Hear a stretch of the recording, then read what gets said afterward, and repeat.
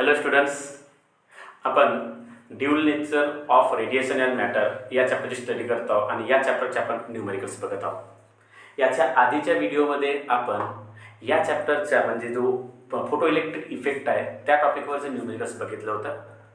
आजच्या व्हिडिओमध्ये आपण डी ब्रोगली हायपोथेसिस या टॉपिकवरचे न्यूमेरिकल्स बघणार आहोत. क्लिअर?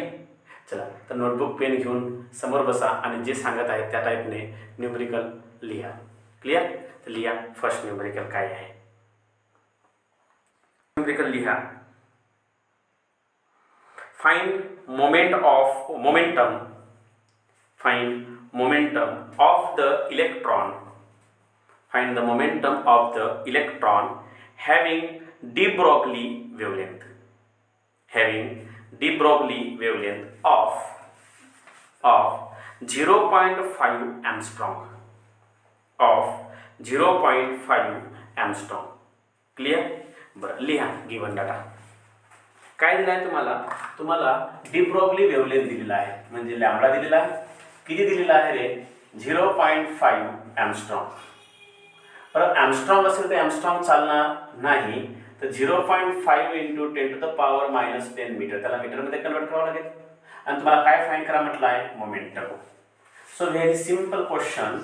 तुम्हाला माहित आहे de Broglie relation lambda is equal to h divided by p. So therefore p equal to h divided by lambda. बरं, याची व्हॅल्यू सुद्धा तुम्हाला माहिती असते. किती असतो रे? 6.63 इंटू 10⁻34 अँड लॅम्बडाची व्हॅल्यू 0.5 इंटू 10⁻10. 10⁻10 -34 ला कट करेल तर -24 होईल. आणि याला कॅल्क्युलेशन करायला इझी जावं म्हणून मी डेसिमल पॉईंट शिफ्ट करतोय. तर 66.3 आणि डिवाइड मध्ये काय राहणार? 5. डेसिमल पॉईंट एक प्लेसने शिफ्ट केलो इंटू 10⁻24. आता हा जो 66.3 आहे याला 5 ने डिवाइड करा. 5 ने जर डिवाइड केला तर 5 1 चा 5 रिमेनिंग 1 16, 5 3 चा 15 कॅरी 1 ला डिवाइड होणार नाही म्हणून डेसिमल पॉईंट 13, 5 2 चा 10 रिमेनिंग 3 30, 5 6 चा 30 इंटू 10⁻24. हा होईल तुमचा मोमेंटम. बरं, मोमेंटम म्हटला तर मोमेंटमचा युनिट लिहावं लागेल. मोमेंटमचा युनिट होतो न्यूटन मीटर. काय होणार? Newton metre. बरोबर. तर हा झाला तुमचा फर्स्ट न्यूमेरिकल. काय झालं? First numerical.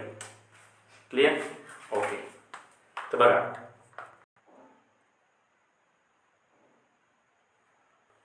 लिहा नेक्स्ट क्वेश्चन. लिहा रे, calculate the de Broglie wavelength.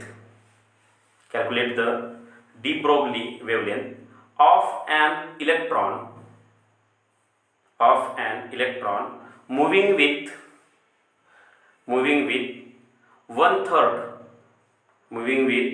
1/3 of the speed of light, in vacuum. Full stop. तुम्हाला क्वेश्चन मध्ये मास ऑफ इलेक्ट्रॉन दिलाय, तो लिहा. Mass of electron equal to 9.11 into 10⁻31 kg into 10⁻31 kg. Okay. बरं, तुम्हाला क्वेश्चन मध्ये काय दिलं आहे रे? तुम्हाला डी ब्रॉग्ली वेवलेंथ काढायचं आहे. त्यानंतर तुम्हाला असं म्हटलं आहे की जो काही म्हणजे डी ब्रॉग्ली वेवलेंथ तुम्हाला काय म्हटलं आहे क्वेश्चन मध्ये दिलेला आहे. काय दिलेलं आहे डी ब्रॉग्ली वेवलेंथ आहे की नाही? तर बघा काय दिलं डी ब्रॉग्ली वेवलेंथ. तुम्हाला दिला आहे की डी ब्रॉग्ली वेवलेंथ काढायचं आहे. डी ब्रॉग्ली वेवलेंथ काढायचं आहे आणि इलेक्ट्रॉन जो आहे त्याची स्पीड दिलेली आहे किती? 1/3 of the speed of light. Okay. म्हणजे तुम्हाला गिवन डाटामध्ये स्पीड दिली आहे v. किती आहे? 1/3 of the speed of light. Speed of लाईटला आपण डिनोट करतो c ने. म्हणजे त्याचा अर्थ 1/3 इंटू c. c ची व्हॅल्यू तुम्हाला माहित असेल 3 इंटू 10⁸. 3 आणि 3 कॅन्सल, तर 10⁸ मीटर पर सेकंड हे v ची व्हॅल्यू. त्यानंतर तुम्हाला मास ऑफ इलेक्ट्रॉन दिला आहे क्वेश्चन मध्ये 9.11 इंटू 10⁻31 kg. आणि तुम्हाला काय फाइंड करा म्हटलं आहे? De Broglie wavelength. आताच आपण बघितला होता according to de Broglie relation lambda is equal to h divide by p. पण क्वेश्चनमध्ये पी दिलंच नाही आहे. तर काय झालं, आपल्याला माहिती आहे की h डिवाइड बाय p ना, p म्हणजे होते मास इंटू व्हेलॉसिटी. बरं h ची व्हॅल्यू किती, 6.63 into 10 to the power minus 34. m ची व्हॅल्यू किती, m ची व्हॅल्यू आहे 9.11 into 10 to the power minus 31. आणि v ची व्हॅल्यू क्वेश्चन मध्ये दिलेली आहे 10 टू द पॉवर 8. बरं 10 to the power minus 31 minus 34 ला कट करेल तर -3 उरेल. म्हणजे याचा अर्थ इथे काय राहणार रे, 6.63 काय राहणार, 6.63 डिवाइड मध्ये 9.11 आणि 10 टू द पॉवर -3 तर वर आहेच, 10 टू द पॉवर 8 वर गेल्यामुळे 10 टू द पॉवर काय राहणार, -8. बरोबर. आता काय करायचं, आता मला याचं लॉग बघायचं, याचा लॉग बघितल्यानंतर याचं लॉग बघायचं आणि दोघांचे लॉग बघितल्याच्या नंतर दोघांचा सबट्रॅक्शन करायचं आणि त्यांचं काय बघायचं, अँटीलॉग. असं जर कराल तुम्हाला त्याचा अँटीलॉग जो आहे तो मिळेल 7.238. किती मिळेल, 7.238 इंटू 10 टू द पॉवर -1.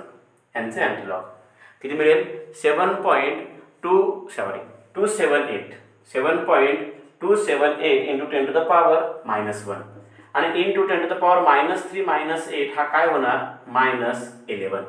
तुम्हाला लॅम्बडाची व्हॅल्यू मिळेल 7.278 into 10 to the power -12. Wavelength म्हटला म्हणजे कशामध्ये असेल, metre.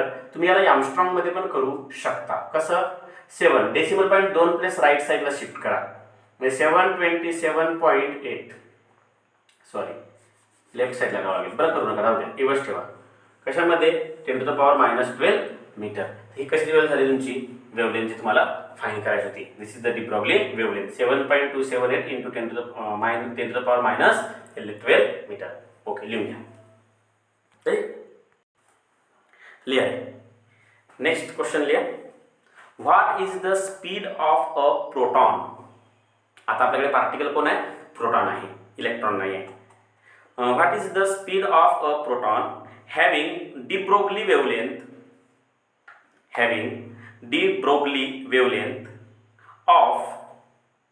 of 0.08 Armstrong of 0.08 Armstrong. Question mark bracket मध्ये लिहा.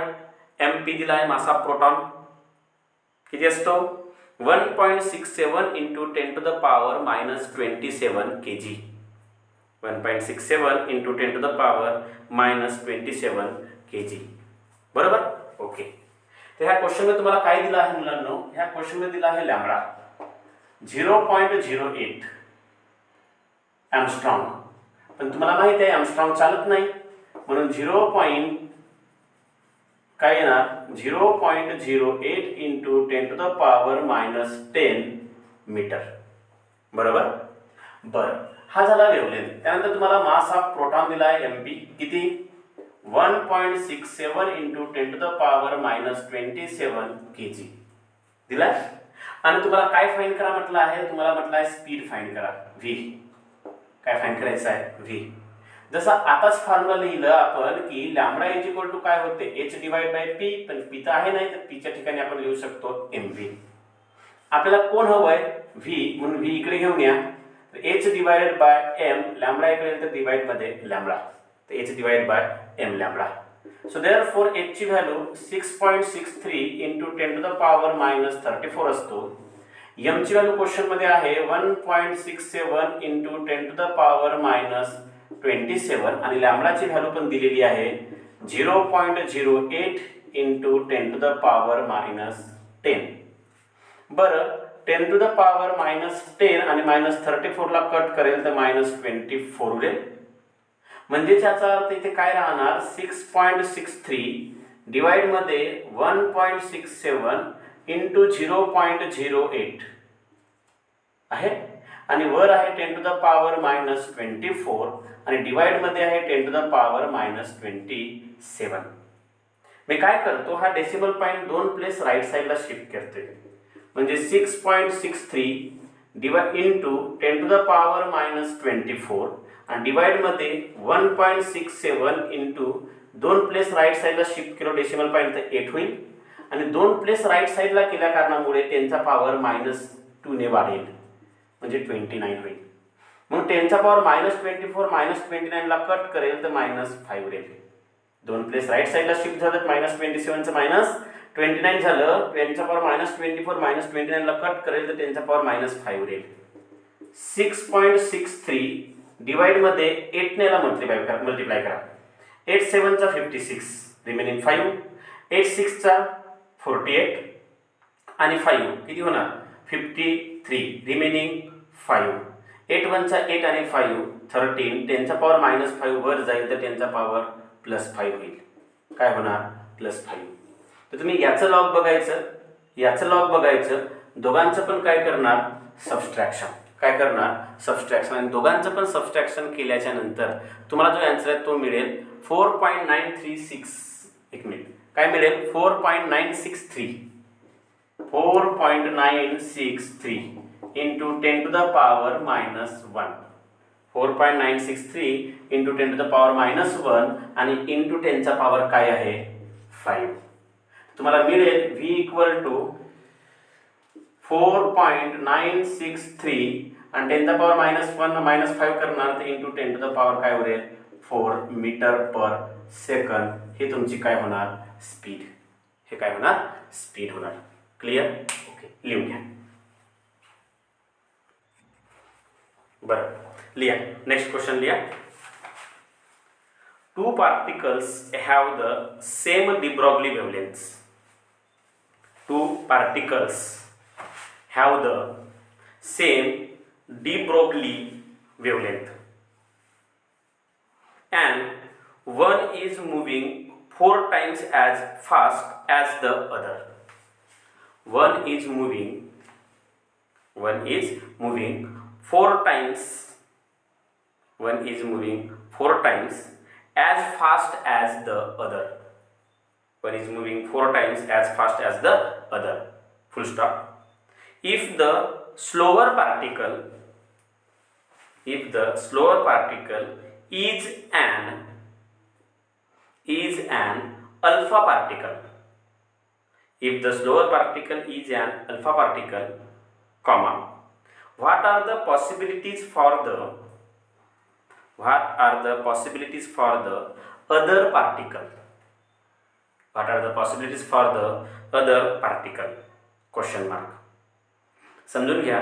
2 पार्टिकल्स आहेत. एक पार्टिकल हा अल्फा पार्टिकल आहे आणि दुसरा पार्टिकल कोणता आहे तो आपल्याला फाइंड करायचा आहे.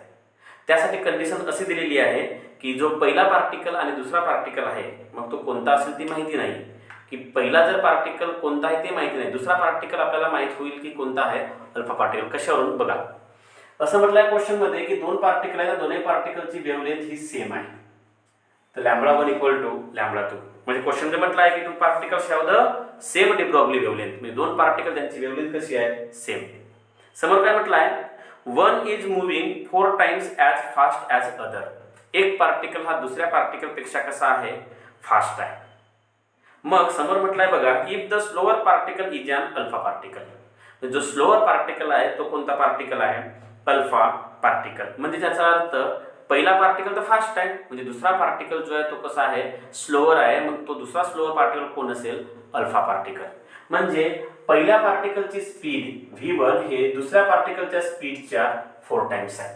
किती टाइम्स आहे 4 टाइम्स आहे. आणि आल्सो क्वेश्चन मध्ये असं पण म्हटलं आहे की आल्सो the slower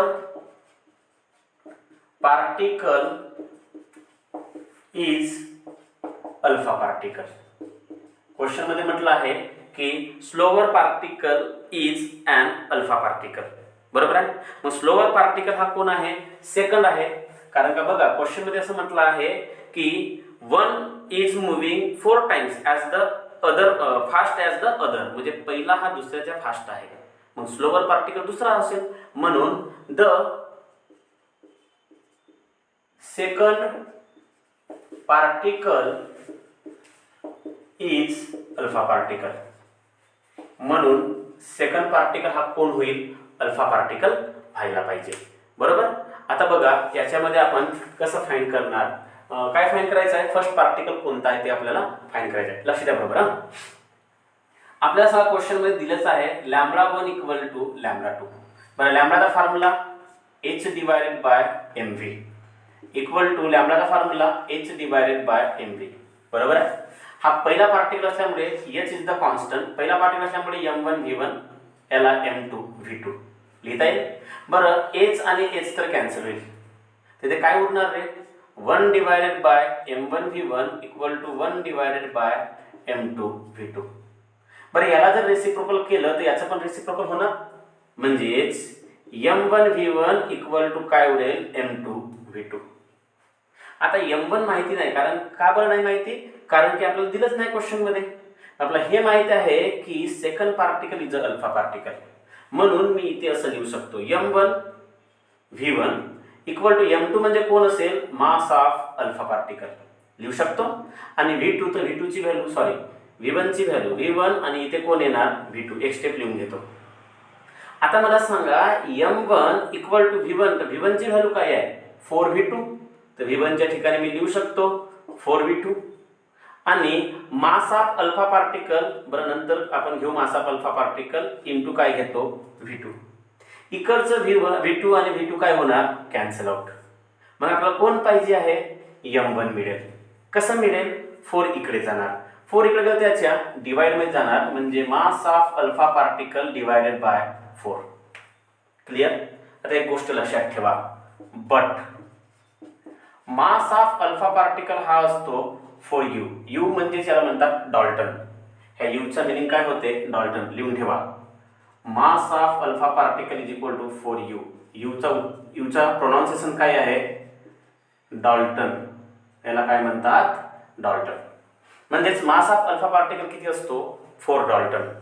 जर मी इथे पुट केलो तर m1 is equal to m अल्फाच्या ठिकाणी काय येणार 4 dalton divided by 4. 4 and 4 cancel out होणार, m1 इज इक्वल टू काय येणार 1 डाल्टन. मीन्स फर्स्ट पार्टिकल जो असेल, जो कोणता असेल ज्याचा मास किती असतो असेल 1 डाल्टन. लक्षात ठेवा 1 डाल्टन जर का समजा पहिल्या पार्टिकलचा मास जर असेल तर 1 डाल्टन जो आहे हा एक तर प्रोटॉन किंवा न्यूट्रॉनचा मास असतो.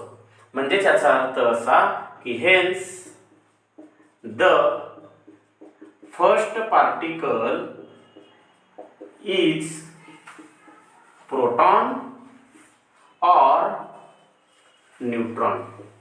तर फर्स्ट पार्टिकल हा एक तर कोण असेल प्रोटॉन असेल किंवा एक तर कोण असेल न्यूट्रॉन असेल. क्लिअर. त्या गोष्टी लिहून घ्या. ठीक आहे. क्लिअर.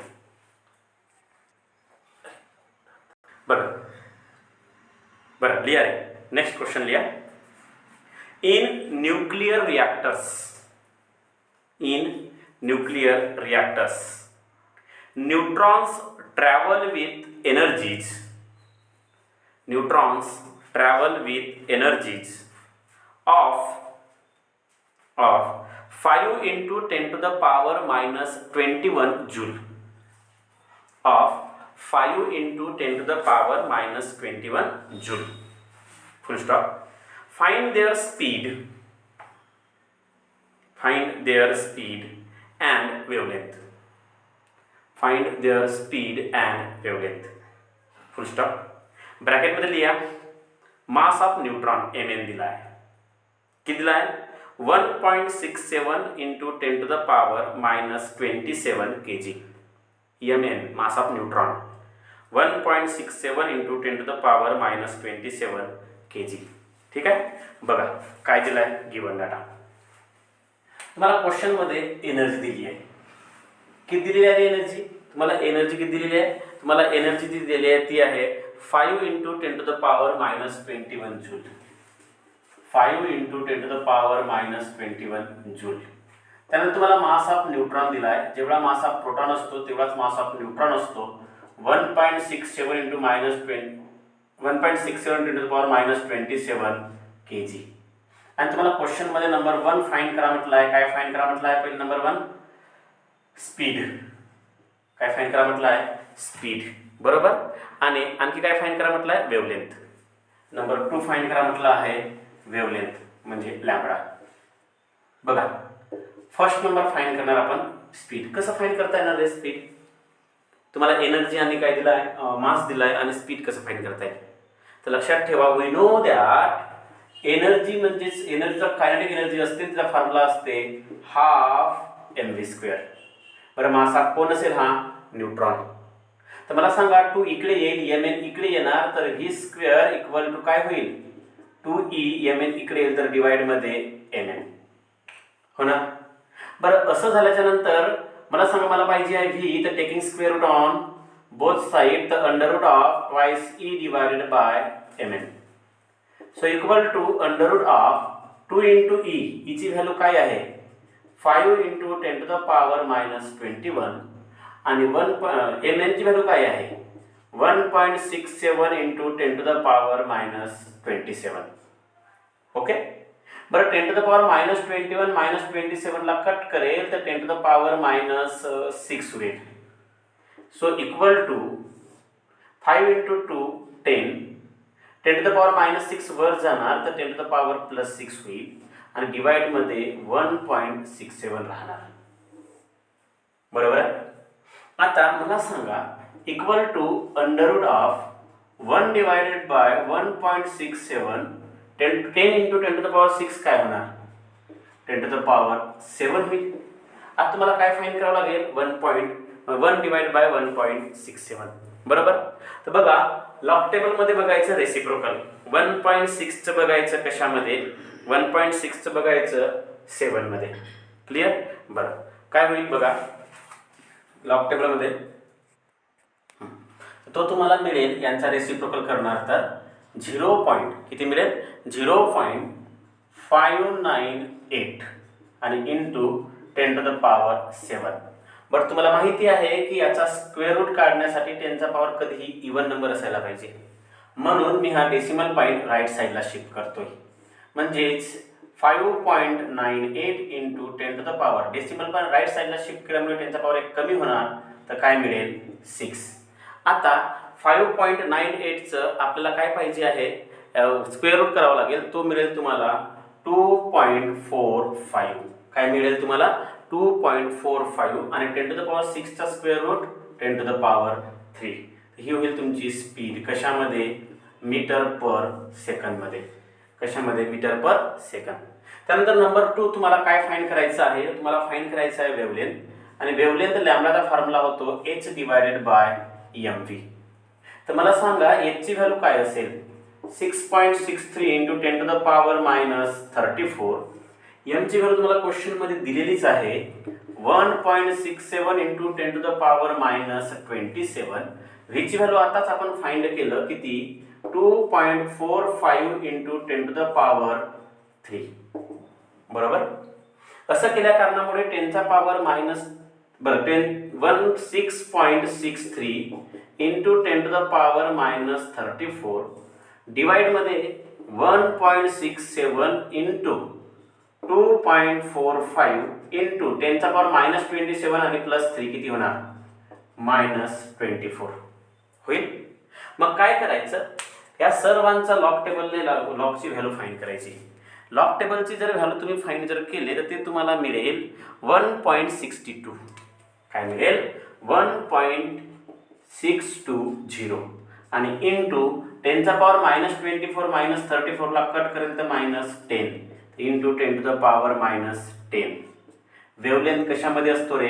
मीटर. याला तुम्ही असं पण लिहू शकता, 1.620 म्हणजे 62, 10 टू द पॉवर -10 मीटर म्हणजेच angstrom.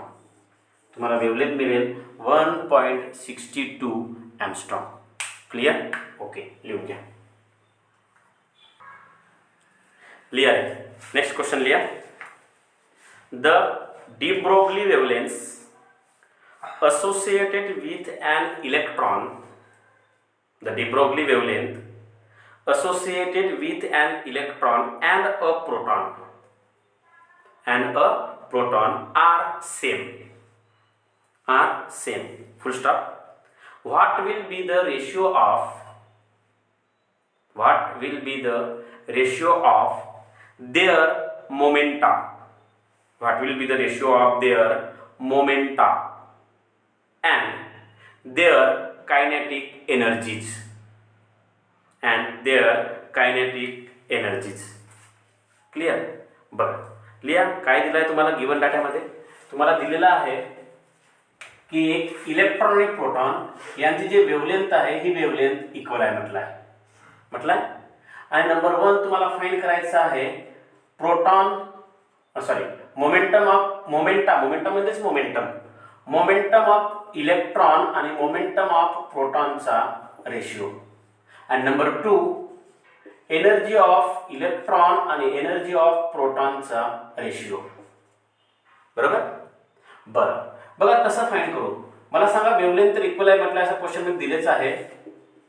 Given that wavelength are equal. मग आपल्याला एक फॉर्म्युला माहिती आहे की वेवलेंथचा फॉर्म्युला होतो h divide by p. p म्हणजेच मोमेंटम कोणाचा, इलेक्ट्रॉनचा. h divided by p. p म्हणजेच मोमेंटम कोणाचं, प्रोटॉनचं. h आणि h कॅन्सल होईल, म्हणजे इथे काय उरणार 1 divided by pe equal to 1 divided by pp. याला रेसिप्रोकल केलं तर हाय रेसिप्रोकल होईल, आणि असं केल्यामुळे pe इक्वल टू काय उरेल, pp. म्हणजेच pp जर आलं तर pe divided by pp equal to इथे काहीच नाही म्हणजे 1 उरेल. म्हणजे त्याचा अर्थ असा की pe डिवाइडेड बाय pp यांचा जो रेशिओ आहे, चला यांचा रेशिओ किती येतो 1. रेशिओ किती येतोय 1. ओके. नंबर 2 जो काही तुम्हाला सांगा यामध्ये momentum of electron momentum of proton निघाला. आता मला सांगा ह्या रेशिओ वरून मोमेंटम ऑफ इलेक्ट्रॉन आणि मोमेंटम ऑफ प्रोटॉनला आपण इक्वल लिहू शकतो. मोमेंटम ऑफ इलेक्ट्रॉन आणि मोमेंटम ऑफ प्रोटॉन इक्वल आहे, इथे दिसत आहे. बरं, मोमेंटमचा फॉर्म्युला काय होतो, in the form of energy, कारण आपल्याला एनर्जी पण फाइंड करायची आहे. तर आपण थेरीमध्ये डी ब्रॉग्ली हायपोथेसिसच्या रिलेशनमध्ये जो प्रूफ केला होतं त्या मॅथमॅटिकल प्रूफमध्ये बघितलं होतं की प्रोटॉनचा फॉर्म्युला होतो under root of twice me. बरं, इलेक्ट्रॉनचा असल्यामुळे हा इलेक्ट्रॉन एनर्जी इलेक्ट्रॉनची घ्यावं लागेल, आणि under root of twice me प्रोटॉन असल्यामुळे मास प्रोटॉनचा आणि एनर्जी कोणाची घ्यावं लागेल, प्रोटॉनची. बरं, स्क्वेअरिंग ऑन बोथ साइड तर twice me twice mp ep. 2 and 2 cancel. आपल्याला रेशिओ हवा आहे इलेक्ट्रॉनची एनर्जी आणि प्रोटॉनची एनर्जी, म्हणून इलेक्ट्रॉनची एनर्जी हा इकडे येणार त्याच्या डिवाइड मध्ये प्रोटॉनची एनर्जी. तिथे काय राहणार, mass of proton divided by mass of electron. But एक गोष्ट लक्षात ठेवा, मास ऑफ प्रोटॉन हा 1836 टाइम्स असतो मास ऑफ इलेक्ट्रॉनच्या. हा तुम्हाला क्वेश्चन मध्ये गिवन दिला राहील पेपरमध्ये, जर हा क्वेश्चन आलं तर मास ऑफ प्रोटॉन हा 1836 टाइम्स असतो कोणाच्या, इलेक्ट्रॉनच्या. म्हणजे त्याचा अर्थ असा की energy of electron divided by energy of proton. Mass of प्रोटॉनच्या ठिकाणी मी काय लिहू शकतो, 1836 मास ऑफ इलेक्ट्रॉन, आणि डिवाइड मध्ये तर आहेच मास ऑफ इलेक्ट्रॉन.